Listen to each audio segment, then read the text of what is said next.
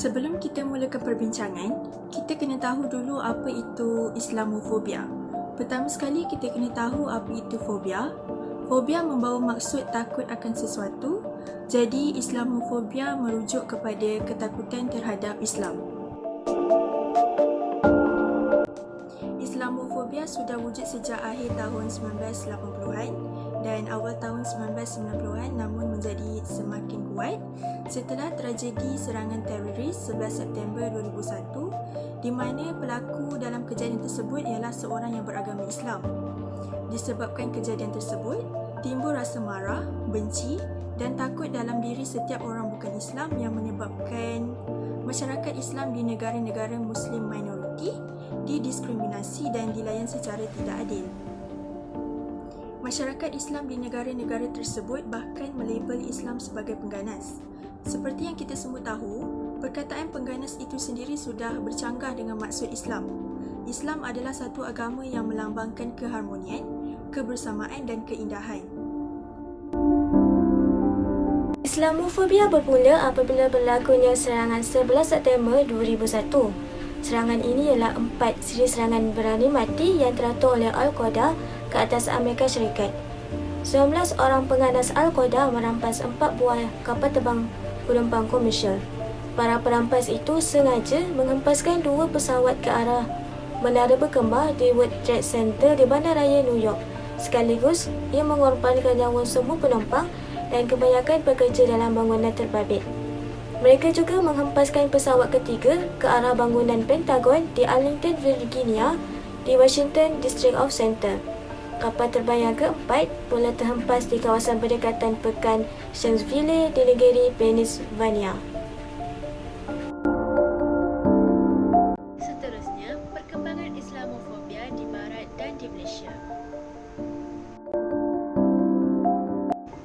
Di Amerika Syarikat telah memperkenalkan dan membahaskan undang-undang anti-syariah yang telah diperkenalkan di Arizona, Kansas, South Dakota dan Tennessee pada tahun 2011 dan 2012. Islamofobia semakin meruncing dengan kewujudan industri yang menyokong propaganda Islamofobia. Media di Amerika Syarikat berperanan menjadi ejen Islamofobia.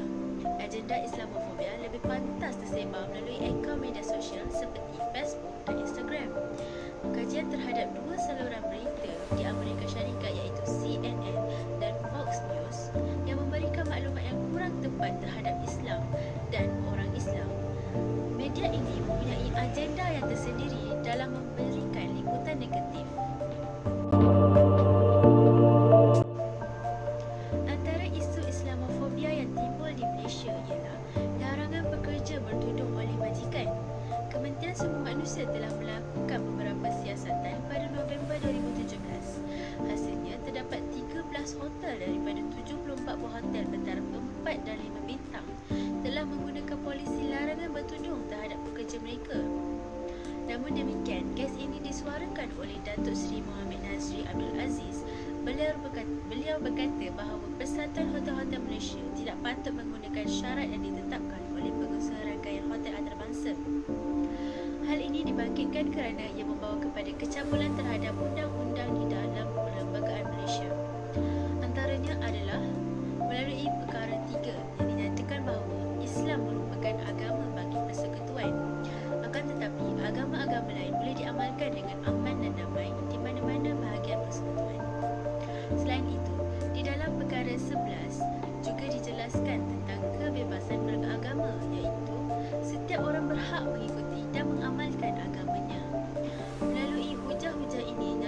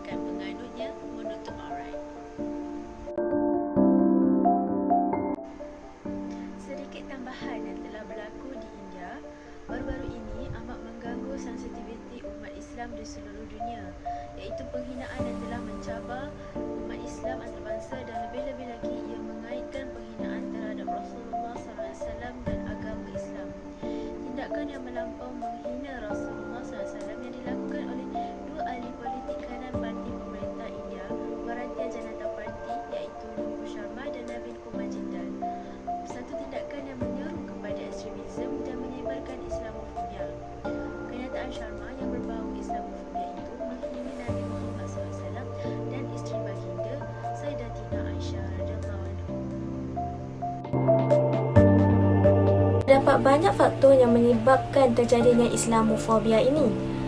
Yang pertama, kurang ilmu pengetahuan dan pendedahan. Kejahilan dan kurang pengetahuan orang bukan Islam juga dilihat antara punca Islamofobia. Sistem pendidikan sedia yang ada tidak mempunyai aspek khusus untuk mendedahkan masyarakat dengan sebarang ajaran Islam. Dengan kurangnya ilmu pengetahuan dan tiadanya pendedahan terhadap ajaran Islam di peringkat rendah dan tinggi, Islam akhirnya dilihat sebagai sesuatu yang menggugat gaya hidup dan ganas, termasuk mempromosi ketidakadilan, terutama apabila ianya melibatkan hak-hak wanita. Sebab yang kedua adalah pengaruh media dan gerakan Islamofobia. Tidak dapat dinafikan bahawa media mempunyai pengaruh yang sangat kuat membentuk persepsi masyarakat. Media yang dikuasai oleh pihak yang prejudis kepada Islam sudah pasti akan menggunakan saluran ini untuk menanamkan perasaan kebimbangan dan kebencian kepada Islam. Ini ditambah lagi dengan gerakan Islamofobia yang mendapat pembiayaan yang lumayan. Terdapat banyak gerakan yang tubuhkan, antaranya The Center for American Progress yang mempunyai 7 yayasan yang telah dibayar sebanyak USD 42 juta untuk menanamkan ketakutan dan kebimbangan serta kebencian kepada Muslim di Amerika. Assalamualaikum. Sekarang saya akan menerangkan tentang implikasi Islamofobia. Isu Islamofobia ini telah memberi kesan kepada negara, masyarakat dan individu. Jadi, sekarang saya akan menerangkan bagaimana Islamofobia dapat memberi kesan kepada negara. Pertama sekali, didapati bahawa rakyat Amerika yang mengakui mempunyai prejudis kepada Muslim. Hal ini telah dibuktikan semasa kempen pilihan raya Amerika Syarikat pada tahun 2016 yang memperlihatkan Donald Trump mengisytiharkan pelan tindakan 5 langkah untuk mengalahkan Islam. Trump juga pada ketika itu menyatakan akan ada larangan individu beragama Islam masuk ke Amerika Syarikat. Tindakan anti-Islam ini sekaligus telah memberi kesan negatif terhadap ekonomi negara Islam. Yang kedua, iaitu diskriminasi dalam peluang perniagaan di negara Islam. Hal ini terjadi apabila tiada berlakunya sokongan antarabangsa. Oleh itu, syarikat yang dimiliki oleh individu beragama Islam akan mengalami krisis di mana mereka sukar untuk menjalinkan hubungan antarabangsa yang baik. Kesukaran ini akan menyebabkan perniagaan tersebut tidak dapat berkembang dan menyumbang kepada ekonomi negara. Yang ketiga, negara akan mudah terdedah kepada ancaman luar. Bagi negara-negara kecil untuk mendapatkan jaminan keselamatan, mereka terpaksa mendapatkan kuasa-kuasa besar untuk membantu melindungi negara mereka daripada ancaman musuh. Justru itu, kerjasama dengan negara-negara berkuasa besar seperti Amerika Syarikat adalah perlu untuk kepentingan negara. Namun, tanpa hubungan baik yang terjalin akan menyebabkan negara Islam seperti Somalia mudah terdedah kepada ancaman luar. Seterusnya, implikasi Islamofobia terhadap masyarakat.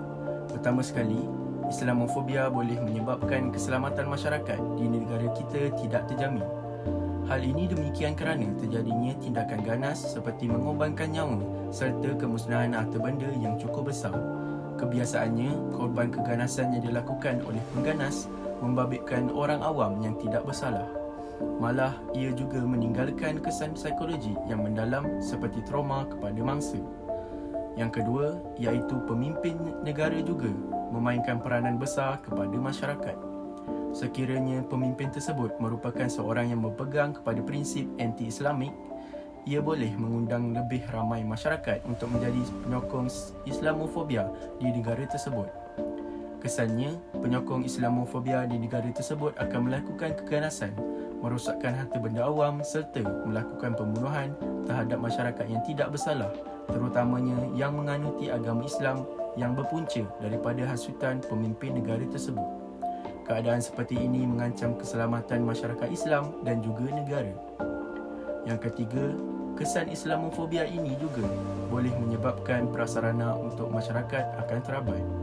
Hal ini demikian kerana disebabkan keganasan yang dilakukan oleh pihak teroris yang telah menyebabkan berlakunya kerosakan dalam skala yang besar dan kerajaan juga tidak dapat membina bangunan baharu kerana bangunan yang sedia ada telah musnah akibat Islamofobia. Sebagai contoh, di Palestin, prasarana di negara tersebut telah musnah dan masyarakat yang menganuti agama Islam di Palestin kehilangan tempat berteduh akibat dibom oleh pihak teroris.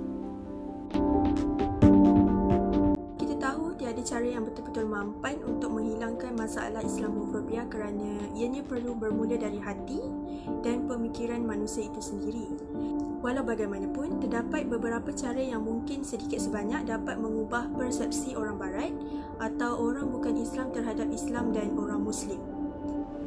Cara yang pertama ialah melalui individu Islam yang mahir dalam teknologi. Hal ini kerana mereka boleh membantu dalam aspek media sosial. Kenapa media sosial? Media sosial merupakan platform utama yang digunakan oleh semua orang tanpa mengira umur dan tempat. Tidak dinafikan bahawa Islamofobia juga tersebar melalui media sosial, namun jika ia boleh tersebar ke merata tempat, tidak mustahil kita dapat bendung Islamofobia juga melalui media sosial.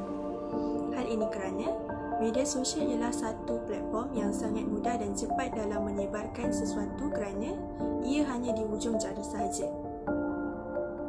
Melalui individu-individu yang mahir inilah, mereka boleh membuat penyekatan berita atau sumber-sumber yang palsu dan tidak sahih mengenai Islam kerana laman sesawang ini yang menjadi punca utama orang Barat dan orang bukan Islam mempercayai dan menyokong Islamofobia. Apabila ada pengurangan dalam penyebaran berita palsu tentang Islam, maka ia dapat membina kefahaman orang-orang bukan Islam tentang Islam tanpa berlaku percanggahan dengan berita-berita palsu. Seterusnya, cara kedua yang boleh dilakukan ialah melalui pihak universiti. Hal ini kerana kita sering lihat masyarakat Muslim di luar negara yang berstatus pelajar khasnya sering menjadi bahan tawa orang-orang bukan Islam di negara itu. Sebagai contoh yang berlaku di negara-negara luar, mereka memandang remeh terhadap pelajar-pelajar yang beragama Islam. Kebanyakan pelajar-pelajar yang dibuli berlaku di negara-negara yang bilangan penduduk Islamnya sikit.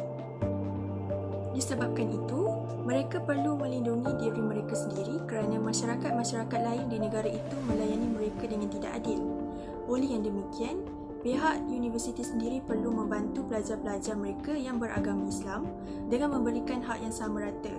Antara hak-haknya termasuklah memberikan pelajar Islam untuk bebas mendapat hak asasi mereka seperti hak berpakaian iaitu memakai tudung untuk menutup aurat ataupun berpurdah.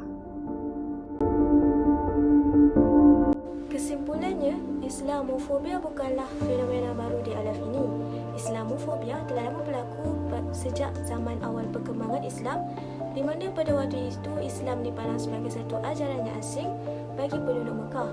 Fakta ini disokong oleh sepotong hadis Rasulullah SAW yang diriwayatkan oleh Abu Hurairah yang bermaksud Islam bermula sebagai sesuatu yang asing dan akan kembali menjadi sesuatu yang asing seperti awalnya.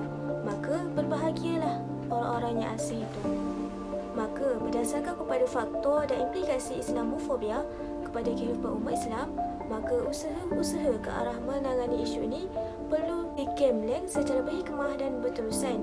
Inisiatif bersepadu melalui kerjasama di setiap peringkat menerusi jaringan kerja yang mantap akan dapat memastikan usaha mengatasi Islamofobia dapat dicapai.